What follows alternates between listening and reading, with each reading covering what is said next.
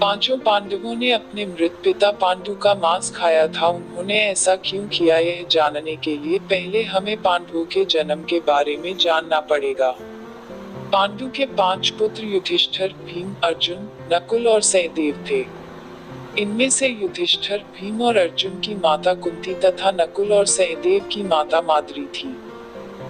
पांडु इन 5 पुत्रों के पिता तो थे, पर इनका जन्म पांडु के वीर्य तथा संभोग से नहीं हुआ था, क्योंकि पांडु को श्राप था कि जैसे ही वो संभोग करेगा उसकी मृत्यु हो जाएगी। इसलिए पांडु के आग्रह पर यह पुत्र कुंती और माद्री ने भगवान का आह्वान करके प्राप्त किए थे।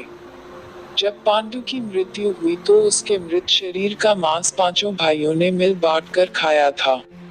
उन्होंने ऐसा इसलिए किया क्योंकि स्वयं पांडु की ऐसी इच्छा थी। चूंकि उसके पुत्र उसके वीर्य से पैदा नहीं हुए थे, इसलिए पांडु का ज्ञान कौशल उसके बच्चों में नहीं आ पाया था।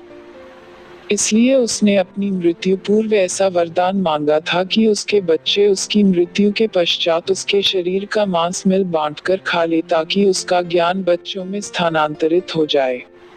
पांडवों द्वारा पिता का मांस खाने के संबंध में 2 मान्यता प्रचलित है।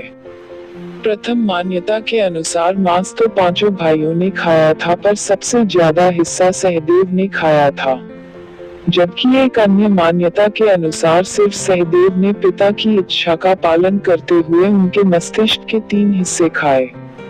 पहले टुकड़े को खाते ही सहदेव को इतिहास का ज्ञान हुआ, दूसरे टुकड़े को खाने पे वर्तमान का और तीसरे टुकड़े को खाते ही भविष्य का। यही कारण था कि सहदेव 5 भाइयों में सबसे अधिक ज्ञानी था और इससे उसे भविष्य में होने वाली घटनाओं को देखने की शक्ति मिल गई थी। शास्त्रों के अनुसार श्री कृष्ण के अलावा वो एकमात्र शख्स सहदेव ही था जिसे भविष्य में होने वाले महाभारत के युद्ध के बारे में संपूर्ण बातें पता थी। श्री कृष्ण को डर था कि कहीं सहदेव यह सब बातें औरों को न बता दे, इसलिए श्री कृष्ण ने सहदेव को श्राप दिया था कि यदि उसने ऐसा किया तो मृत्यु हो जाएगी।